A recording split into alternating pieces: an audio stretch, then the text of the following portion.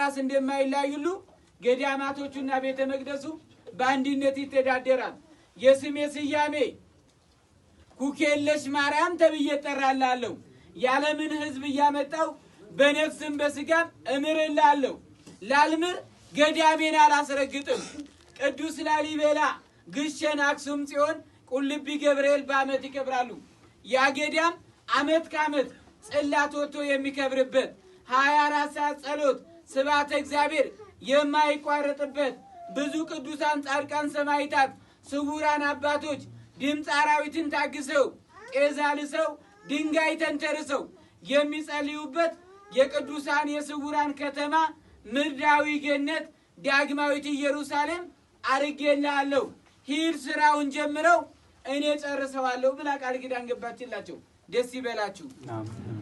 ይሄ ከሆነ በኋላ በ1972 ዓመተ ምህረት እኚህ ጻድቅ አባት መተው የቦታውን አንጋፋ እድሜ ጠገብ አባቶች መለኮሳት አባቶች ካህናትን ሰብስበው ኑ ቡራኪ አድርጉልኝ ብለው እግዚአብሔር አብን ቤተ መቅደስ መፈልፈል ማነት ጀመሩ። ጠላት ሰይጣን ዲያብሎስ ጦር ውጊያ አስነሳባቸው።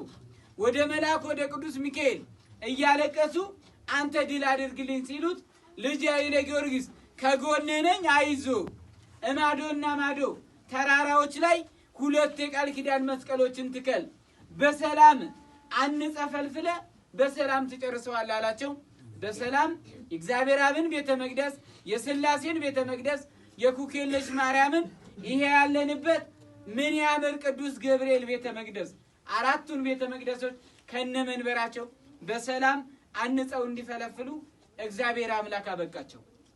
እላይ ቅዱስ ሚካኤል ዕቃ ቤት አሰርተው ጸሎት ቤት ሰርተው ጸሎት ቤታቸው ጸልየው አርፈው ደክሟቸው አረፍት ሲሉ ቤቱን በብርሃን ሞልቶ ልጅ ኃይለ ጊዮርጊስ በዚህ በምድር ላይ በአካለ ሥጋ በአካለ ነፍስ እያለ ማንም ያረገጣትን ያልጎበኛትን የእግዚአብሔርን ድንቅ ተአምር ላሳይ ብሎ ወስዷቸው ገነትን ሲኦልንና ገሃነመ እሳትን አስጎበኛቸው።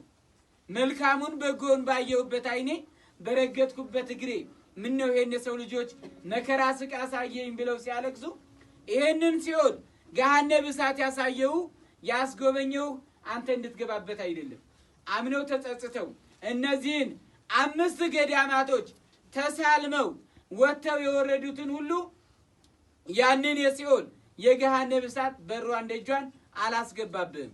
እስከ 7 ትውልድ የምህረት ቃል ኪዳን እስካሁን ለሰሩት ኃጢአታቸው ወንዱ ልጅ እንደ 40 ቀን ሕፃን ጸጋ በረከት የመንፈስ ድንግልና ሴቷንም እንደ 80 ቀን ሕፃን ጸጋ በረከት የመንፈስ ድንግልና ገዳማቶቹን ወጥተው ሲወርዱ 300 ስግደት እንደሰገዱ ይቆጠርላቸዋል። ኃይለ ጊዮርጊስ ከዛሬ ጀምሮ ይሄንን ቃል ኪዳን ተሰጥቷል ተባሉ። ክብር ለመልአኩ ለቅዱስ ሚካኤል አሜን። ይሄ ከሆነ በኋላ እንደው ምን ያምር ቅዱስ ገብርኤል ያንን እኔ ያየሁትን ሲኦል ገሃነመ እሳት ባይሆንም የሲኦሉን የገሃነመ እሳቱን ተምሳሌት በአንተ ቤተ መቅደስ ውስጥ እንዳነጽ እንድፈለፍል ምን ያምር ገብርኤል ፍቀድልኝ ብለው ሲማጸኑት ታቦተ ገብርኤልም ተገልጾላቸው ልጅ ኃይለ ጊዮርጊስ የምፈቅድልህ አምሳለ ሲኦሉን ብቻ አይደለም በሶስቱ አምደ ወርቆች ስር እጄ ላይ ጸበል አፈልቅልሃለሁ ጸሎት ቤትንም ማረፊያንም በኔው ግቢ አረጋግልሃለሁ አላቸው።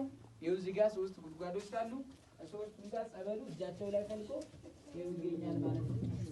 እዚህ ያለ በ3ቱም ጋር ጸበሉን እጃቸው ላይ አፈልቆላቸው ይሄ የምትገቡበት አምሳለ ሲኦሉን ፈልፍለው ጸሎት ቤታቸው አለ፣ አልጋቸው አለ። ጽላተ ሙሴ ካለበት ከመቤታችን ደግሞ እገዳም ውስጥ የሚመጡትን ህዝበ ክርስቲያኖች የምትባረክበት መቁጠሪያ ተብለው መቁጠሪያውም ተሰጥቷቸው በሰላም ሁሉን አነጸው ፈልፍለው ይሄው እኔና እናንተ እንድንባረክበት እንድንድንበት መድኃኔዓለም ክርስቶስ አበቃን። ዛሬ ይሄ ገዳም ዓመት ከዓመት ጽላት ወጥቶ የሚከብርበት 24 ሰዓት ጸሎት የማይቋረጥበት እንኳን ክርስቲያኖች ለሙስሊሞች ኩክየለሽ ማርያም ተገልጻ እዚህ ቦታ መተው እንዲመሰክሩ አብቅታቸዋለች። አንዷ 2 አይነ ስውር ነች ሙስሊም ኩክየለሽ ማርያም ይባላል። ከደብረ ብርሃን 5 ኪሎ ሜትር ገባ ብሎ ገዳሜ ይገኛል። ገዳሜ ክልል ሳትገቢ አይነሽን አበራዋለሁ አለቻት። አይኗ ቦግ ብሎ በርቶ አይነ ስውርነቱ ቀርቶ ብዙ ሙስሊሞች HIV ስኳር ኩላሊት የልብ ድካም ያለባቸው ያሷን ታምር አይተው መተው እዚህ ተጠምቀው ዲነው አምነው ክርስቲያን ሆነዋል። በካናዳ ሀገር ሙት አስነስታለች። እንግሊዝ ሀገር ትልቅ እናት ናቸው ሞተው ተገንዘው በቃ ተስፋ ቆርጠው ምንም አይለሙ ምን አይሉም። ከዛ በቅባ ቅዱስ ብልቃት ጸበሉ አዛ እንግሊዝ ሀገር ሲላክ ሲቀቡ ሰው ከእንቅልፍ እንደሚነሳው ብድግ ብለው መጥተው ይሄው አድናኛለች ለክብሯ መግለጫ ብለው በሙዳይ ምጽዋት ደረሰኝ 230 ሺህ ብር ይሄ ላኪም የተዘጋጀ ነው ለሷ ይሁን ብለው አስገብተው ወደ ሀገራቸው ሄደዋል። ካናዳ ሀገር ደግሞ ይቻዛቸው ስዕል አድኖ ሙት እንደምታስነሳ ታምሯን ሰምቶ ሄደ። በአመቱ የ5 ዓመት ልጁ ሞተችበት። ስዕል አድኗን አስከሬኑ ሳጥን ላይ አድርጎ ኩክየለሽ ማርያም ሙት እንደምታስነሺ ታሪክ እንደምትቀይሪ ታምርሽን ሰምቻለሁ። የኔ ልጅ ሞት ይቅር ማለት አይደለም ያንቺ ታምርና ድንቅ ስራ ተገልጾ እንዲመሰክር ፍቀጂልኝ ሲል ኧረ አባቴ ምን ውስጥ ነው ያለሁት ክፈትልኝ ብላ ጮኻ ይዞ መጥቶ ከጠዋት እስከ ማታ ሲመሰክር ውሎ ወደ ሀገሩ ሄዷል። እና የኩክየለሽ ተአምር ብዙ ነው። ስለሆነ አሁን የሚገባባችሁ በአንደበታችሁም በስልካችሁም የኩክየለሽ ማርያም ህይወት የተበላሸባችሁ ተስፋ የቆረጣችሁ ወደ ገዳሟ ሂዱ፣ 5ቱን ገዳማቶች ጎብኙ እያላችሁ ትናገራላችሁ። በዚህ በገዳም ውስጥ የሚለሙ ልማቶች አሉ። በዚህ ጋር ማይበል ያንቸራቸራቸዋሉ። ይሄንን ቅርስ ይሄን ገዳም እኛ ተጠቅመንበት ለተተኪ ትውልድ ማስረከብ አለብን። ብዙ አባቶች መለኮሳት፣ እናቶች መለኮሳት፣ ማይበረ ካህናት 24 ሰዓት ደፋ ቀና እያሉ ለኢትዮጵያ የሚጸሉ አባቶች እናቶች ያሉበት ገዳም ነው። ለዚህ ገዳም በምትችሉት አስተዋጽኦ ታደርጋላችሁ። ዛሬ ትንሽ ያደረገ እግዚአብሔር ነገ ለትልቁ ይሾማል። ስለሆነ ተማጸኑ፣ ጸልዩ፣ ተራዱ። የገዳሙ አካውንት ቁጥር አለ።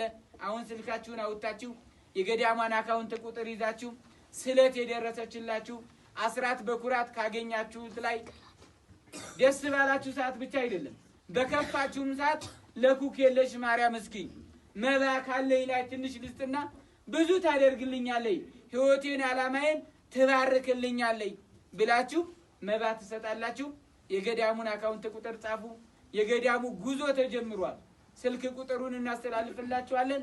በገዳሙ ጉዞ ቅዳሜ ለእሑድ አዳር፣ ቅዳሜ እሑድ ደርሶ መልስ፣ ቅዳሜም ደርሶ መልስ መንታት ትችላላችሁ። እንግዲህ የገዳሙ አካውንት ቁጥር አንቀጸ አድኖ ኩክየለሽ ማርያም ይላል። አንቀጸ አድኖ ኩክየለሽ ማርያም የድነት በር ማለት ነው። አንቀጸ አድኖ 10,025 16 47 61 10,025 16 47 61 በዚህ አካውንት መባ ታስገባላችሁ። ይቻላችሁትን እንዳቀማችሁ የልማት ለመለኮሳቱ መተዳደሪያ ማህበረ ካህናቱ የሚገነቡ ግንባዎች አሉ፣ የሚሰሩ ህንጻዎች አሉ በገዳሟ ውስጥ። እዛ ላይ ሁሉ በረከታችሁን ትሳተፋላችሁ። ህይወታችሁ፣ ጤናችሁ፣ አላማችሁ ሁሉ ይሳካል ማለት ነው። አሁን ስትሄዱ መባችሁን ሙዳየ ምጽዋት ውስጥ አነሰ እንዳትሉ፣ በዛ እንዳትሉ ያቀማችሁን ሰጥታችሁ ትሄዳላችሁ። ዳግም ደግሞ ለስለት ለምስራች ታበቃችኋለች ማለት ነው። እግዚአብሔር አምላክ ከሁላችንም ጋር ይሁን። ቆም በሉና ሰላም ለኪ ይደረግላችሁ።